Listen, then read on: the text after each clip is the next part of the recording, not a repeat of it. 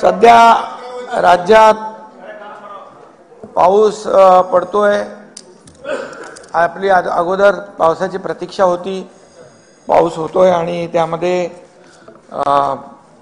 अनेक ठिकाणी पाऊस जास्त झाल्यामुळे नुकसान नागरिकांचं झालंय, वस्तुस्थिती आहे।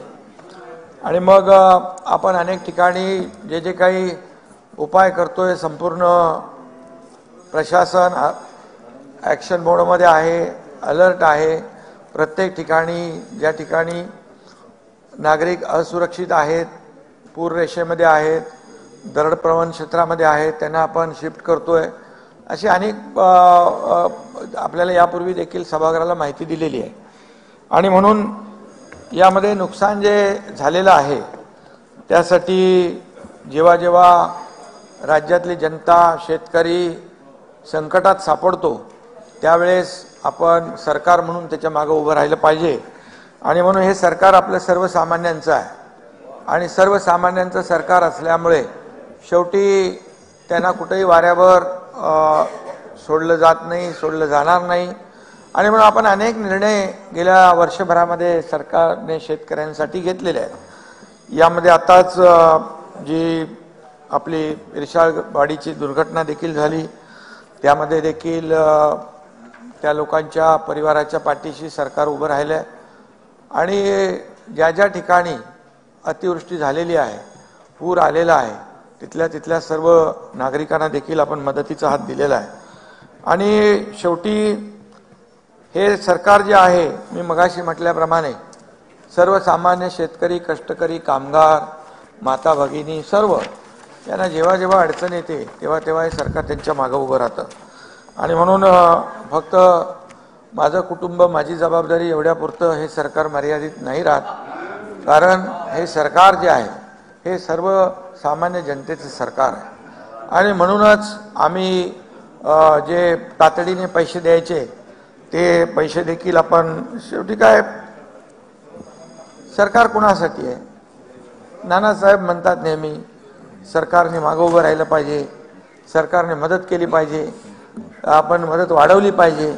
आता आम्ही मदत वाढवली बघा, NDRFच्या दुप्पट पैसे दिले आपण, 2 हेक्टरचे 3 हेक्टर केले आपण, बघा मिळाले नाही। आता वाटप चालू आहे, 10,000 कोटी वाटले नाना। अरे तुम्ही जे, म्हणून मी सांगतो चांगल्याला चांगलं म्हणणारं आपण शिकलं पाहिजे। तुम्ही तसे चांगले आहात पण तुम्ही हे बिघडू नका। आणि त्यामुळे हे गोगलगाईचं नुकसान तेही आपण दिलं, सततच्या पावसामुळे होणारं नुकसान ती मागणी होती शेतकऱ्यांची, त्याच्यात देखील जयंतराव 1500 कोटी रुपये आपण त्याच्यातही दिले आणि त्याचंही वाटप सुरू आहे। हे सगळं शेतकऱ्यांसाठी आपण निर्णय घेतोय। त्याचबरोबर आपण शेतकऱ्यांना आपलं, जसं केंद्राने कालच तो 14वा हप्ता वाटप होता, आदरणीय प्रधानमंत्री महोदयांच्या शुभ हस्ते PM किसान सन्मान योजना, त्यात देखील आपल्या सरकारने 6,000 रुपयाची आणखी भर टाकली।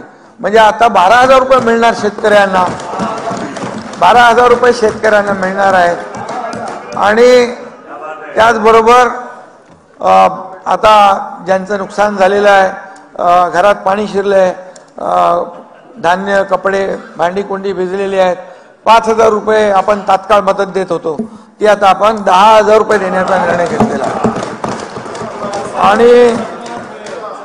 आणि त्याचबरोबर जे टपरीवाले, आता काही लोक टपरीवाले, पानवाले, ठेलेवाले काय काय बोलत होते त्या, बरोबर ना, तर त्यांच्यासाठी पण आतापर्यंत निर्णय नव्हता। चुना लावा काही लोक म्हणाले, पण त्यांना नव्हता। आता 50,000 रुपये त्यांना आपण देण्याचा निर्णय घेतला। 50,000पेक्षा जास्तीचं नुकसान असेल तर त्याच्यापैकी 75% देण्याचा निर्णय घेतला। छोटी टपरी असेल तर 10,000 रुपये देण्याचा निर्णय घेतला, काही देत नव्हतो कमर्शियल असल्यामुळे। तर 10,000पेक्षा जास्तीचं नुकसान असेल तर त्यातले 75% आपण देण्याचा निर्णय नाना घेतलेला आहे। म्हणजे हे सर्वसामान्य माणसाच्या मागं उभं राहण्यासाठीच आपण या ठिकाणी घेतलेला आहे निर्णय। त्यामुळे खऱ्या अर्थाने अशा प्रकारे आपण ज्या ज्या वेळेस शेतकरी अडचणीत येतो, सर्वसामान्य माणूस अडचणीत येतो, तेव्हा आपण त्याच्या पाठीशी उभं राहिलं पाहिजे. हे सरकारने देखील वेळोवेळी दाखवलंय. म्हणजे मंत्री देखील आपले काही पालकमंत्री असतील, मंत्री असतील, आमदार असतील, तुम्ही आपलेही विरोधी पक्षाचेही ते गेलेत तिकडे, पण सरकार म्हणून जी जबाबदारी आहे ते तात्काळ त्या घटनास्थळी गेल्यानंतर, त्या शेतकऱ्याला भेटल्यानंतर प्रत्यक्ष तिथली सर्व यंत्रणा अलर्ट होते आणि यंत्रणा अलर्ट झाल्याने पर्यायी त्या लोकांना फायदा होतो. तसं मी देखील आपल्याला, तुम्ही मला भेटले, तुम्ही पण गेलात, आणि फार कठीण परिस्थिती तिकडे होती इर्शाळवाडीमध्ये. काही लोक व्हॅनिटी व्हॅनमधून आले तिकडे, तेही माहीत आहे. आणि आता काही लोक चिखल तुडवत गेले, बरोबर ना.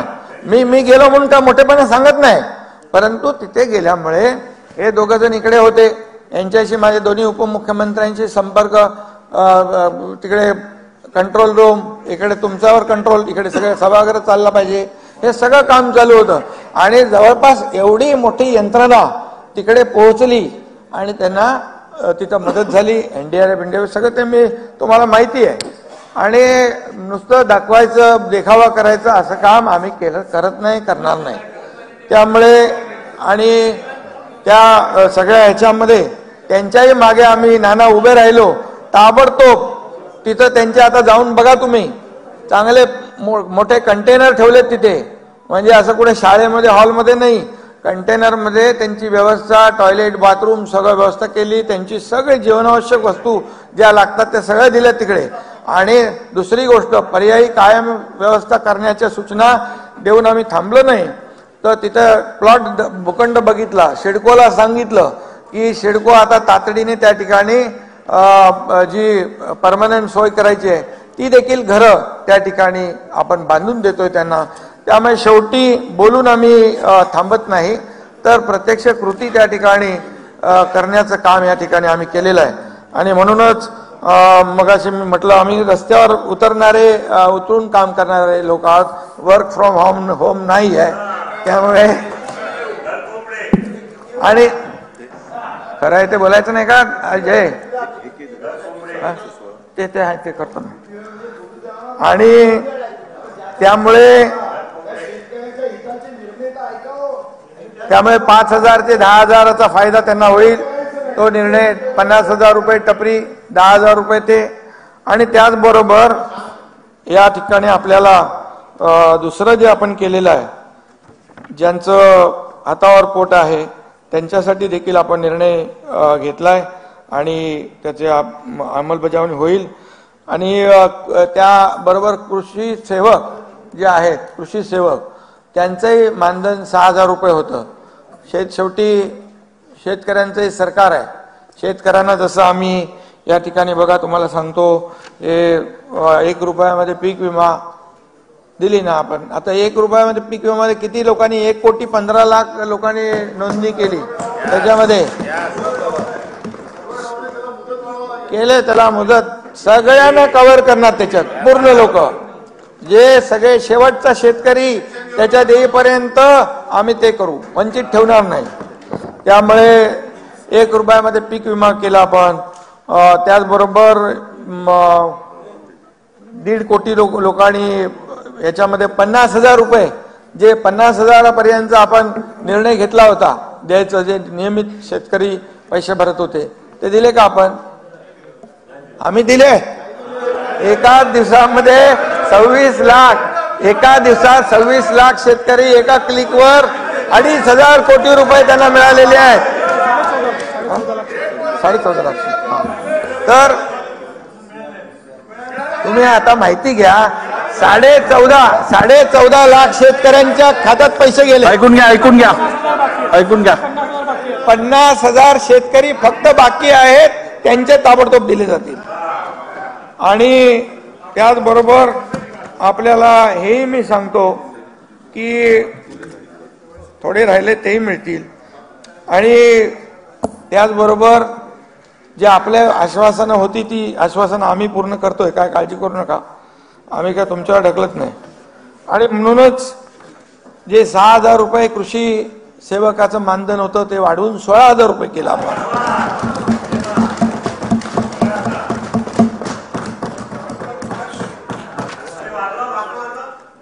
16,000 केले आणि काही एक दोन दिवसापूर्वी काहीतरी कोणीतरी मुलाखत घेतली होती, आता त्यात मी जात नाही, पण ते डबल इंजिन का ट्रिपल इंजिन ते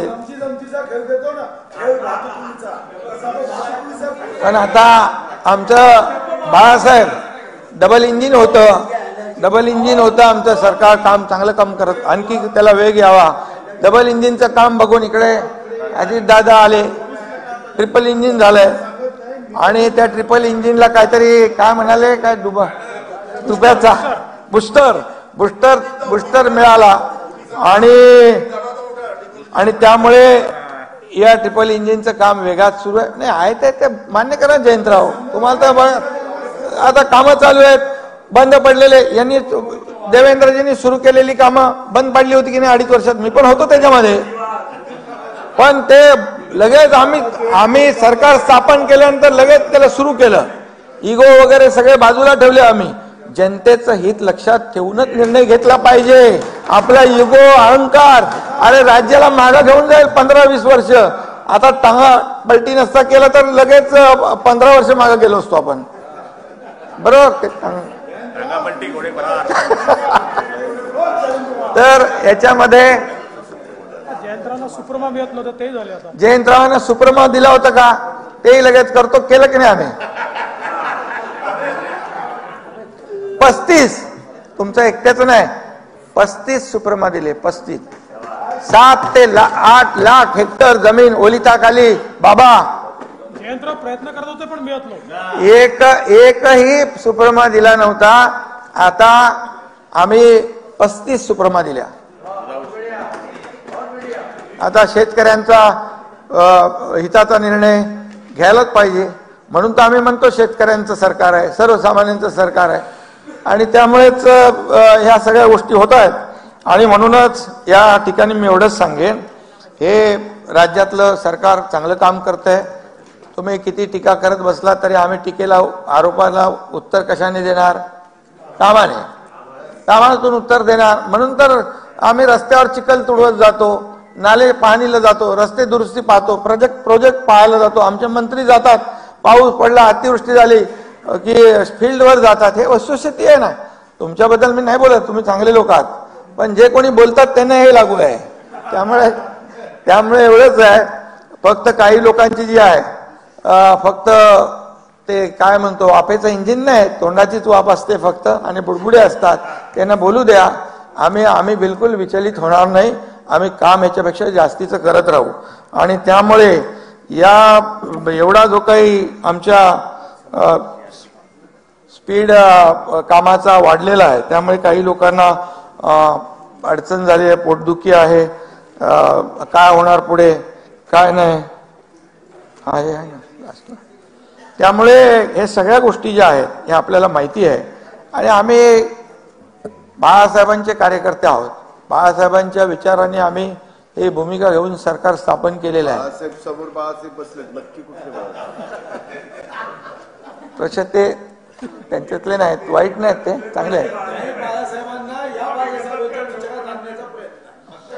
तर शेवटी बघा, बाळासाहेबांनी सांगितलं, हिंदू हृदय सम्राट बाळासाहेब ठाकरे यांनी, सन्मान आणि अन्याय हा सगळा जो काय आहे त्याच्यावर आपलं सरकार काम करते. आणि केंद्रातून मोदी साहेबांचं पाठबळ आहे. मी आपल्याला एवढंच सांगतो, अजितदादा पण तिकडे त्यावेळेस सरकारमध्ये होते, आम्ही होतो. आमची इच्छा होती झाली तरी सुद्धा केंद्राकडे आपण काय पाठपुरावा केला का, नाही. पण या सर्व 1 वर्षभरामध्ये केंद्राने देखील भरपूर पैसे आपल्याला दिले, पाठबळ दिलं. शेवटी जनतेसाठी केलं ना, कर्ज घरी घर भरण्यासाठी नाही केलं, जनतेसाठी केले. तुम्हाला आता सगळं बघा, या सगळं आता जे सुरू आहे सध्या त्याच्यातून बाहेर सगळं येणार आहे. आम्ही जो निर्णय घेतला नाना, तो जनतेच्या हितासाठी घेतलेला आहे. आमचं काही वैयक्तिक काही अजेंडा नाहीये. त्यामुळे हे सगळं सत्य, दूध का दूध पाणी का पाणी बाहेर येईल, नक्की येईल.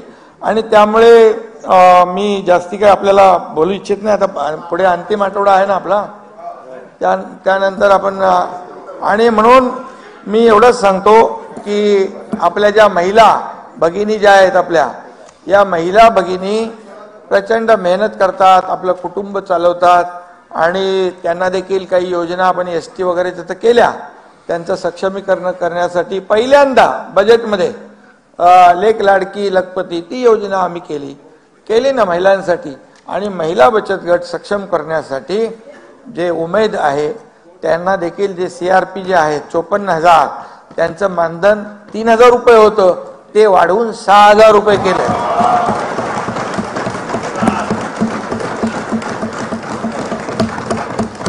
आणि महिला बचत गटाचा जो रिव्हॉल्विंग फंड होता खेळतं भांडवल ते आता 15,000 रुपये होतं. केंद्राच्या पण निर्णयाप्रमाणे आपण ते 30,000 करणार आहोत. 30,000 त्यांना सक्षम फक्त बोलून नाही चालत ना. ते तिकडे पावसामध्ये येणार होते 50,000 महिला. आम्ही सांगितलं बिलकुल येऊ नका, सरकार तुमचं आहे, तुम्ही आमच्या भगिनी आहात. आम्ही त्यांना बोलवलं, गिरीश महाजन गेले तिकडे आणि आशिष हे सगळे गेले तिकडे, त्यांना सांगितलं, त्यांनी ते म्हणाले आणि सरकारवर विश्वास आहे त्यांना की सरकार जे बोलते ते करते. त्यामुळे हा मोठा निर्णय आहे, ऐतिहासिक निर्णय आहे नाना. याच्यावर आपल्याला खूप मोठ्या प्रमाणावर त्यांना आत्मनिर्भर करता येईल. आणि ही संख्या खूप मोठी आहे. 54,000 या CRP आहेत आणि यांना जोडलेल्या ज्या महिला आहेत त्या 60 लाख आहेत. आता 60 लाख हा आकडा छोटा नाहीये. आणि म्हणून आज आपण त्यांना जे काय खेळतं भांडवल आहे त्याचबरोबर त्यांनी बनवलेल्या ज्या वस्तू आहेत शहरामध्ये आम्ही त्यांना इन्फ्रास्ट्रक्चर करून देऊ, स्टॉल करून देऊ. वस्तू ज्या बनवलेल्या त्याचं ब्रँडिंग, मार्केटिंग, विक्रीसाठी आम्ही मदत करू. तसेच शहरी भागातल्या महापालिका आहेत, नगरपालिका आहेत, त्यांना आम्ही त्यांचं सगळं इन्फ्रास्ट्रक्चर देऊ, करायला लावू.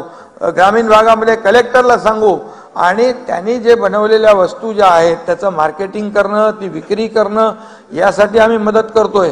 जिल्ह्यात आणि मोदी साहेबांनी पण त्याला प्राधान्य दिलंय.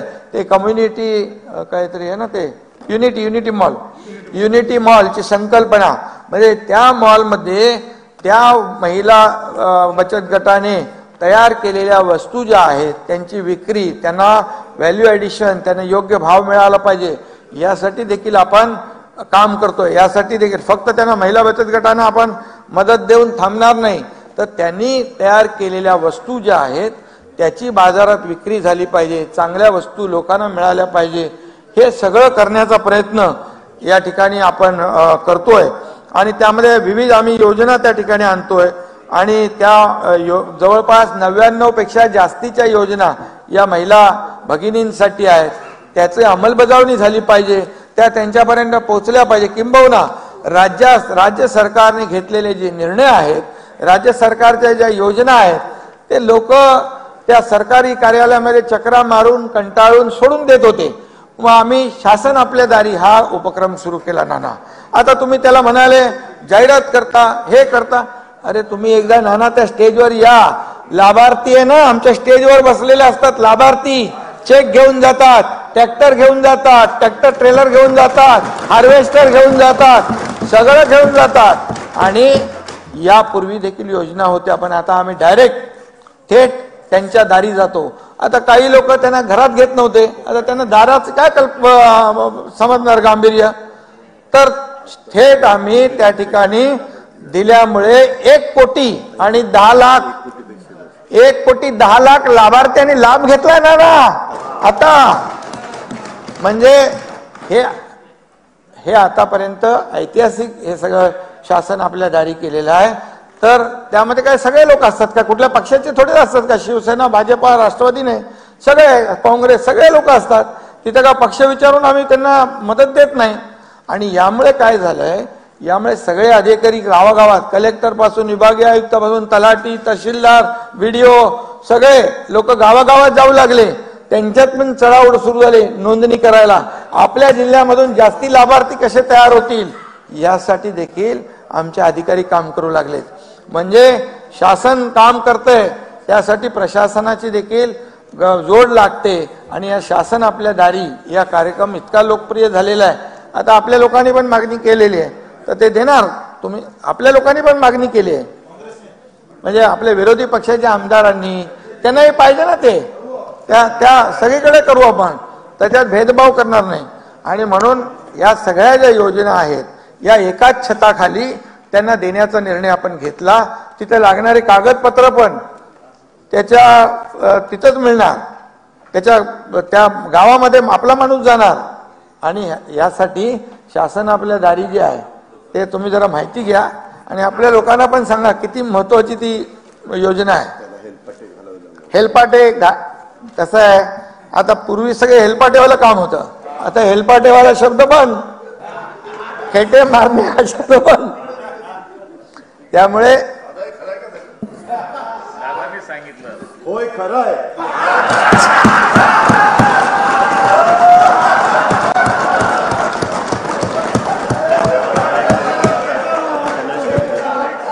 हा देशमुख साहेब, तुम्हाला सांगतो, दादा जेव्हा आपल्या सरकार सोबत आले त्याच वेळेस त्यांनी सांगितलं, देशाला पुढे न्यायचं असेल, देशाची प्रगती करायची असेल, उन्नती करायची असेल तर नरेंद्र मोदी साहेबांचं नेतृत्व पाहिजे. आणि या राज्य सरकारचं जे काम आहे हे गतिमान आणि वेगवान आहे आणि म्हणून मी या राज्य सरकारच्या सोबत येतोय हे सांगितलं त्यांनी. त्यामुळे राज्याचं काम बघून आता तिकडे त्यांना काम करायला थोडंसं अडचण होती पलीकडे. त्यांची स्पीड 100ची, तिकडे स्पीड 20ची. 100 आणि 20चा स्पीड मॅच होऊ शकत नाही, कारण आता तो स्पीड पण वाढलाय, 150 झालाय समृद्धीचा. त्यामुळे तो मॅच करणं अवघड आहे. आणि त्यामुळे आपल्याला सांगतो, एक चांगलं काम सुरू आहे. आम्हाला जेव्हा कुठं काय तुम्हाला वाटलं ना बाबा इथं चुकीचं आहे, तुम्ही विचारा ना आम्हाला. पण जे बाळासाहेब, जे चांगलं काम आम्ही करतोय त्याच्यावर टीका करू नका तुम्ही. त्याच्यावर तुम्ही शेवटी त्याच्यातून कोणाला फायदा होतोय? सर्वसामान्य माणसाला. ते पण झालं ना, आमची काल चर्चा झाली, बैठक झाली. तुम्ही असं जास्ती म्हणजे तुम्ही बघा, सहकार्याच्या भूमिकेतून आपण गेलं पाहिजे. पण नानाभाऊंना मिळालाच आहे. आणि महिला बचत गट, महिला बचत गट अधिक सक्षम करण्यासाठी यावेळेस आम्ही शालेय विद्यार्थ्यांचा गणवेश खरेदी देखील महिला बचत गटामार्फत करण्याचा निर्णय घेतला. बघा, ज्याच्या पाठीमागं महिला उभ्या राहतात ना ताकदीने, त्याचं काय होतं माहिती आपल्याला एकदम. त्यामुळे हे सगळं जे आहे महिला सक्षमीकरण आणि त्यांना मदत करणं, कुटुंब चालवत असताना ही जी काय कुटुंब चालवायची कसरत करावी लागते हे आम्हाला माहिती आहे. आणि म्हणून जेवढं काय त्यांना मदत करता येईल ते आपलं सरकार करणार आहे. आणि म्हणून आज हे जे निर्णय घेतलेत आपण, ते लोकहितासाठी घेतले, जनतेच्या हितासाठी घेतलेत. आणि ताबडतोब त्याचं वाटप जे आहे, इमिजिएट ऍक्शन, हे देखील आम्ही सगळ्यांना सूचना दिलेल्या आहेत. त्यामुळे आपल्याला देखील मनापासून म्हणून अध्यक्ष महोदय, मला आपण संधी दिल्याबद्दल धन्यवाद.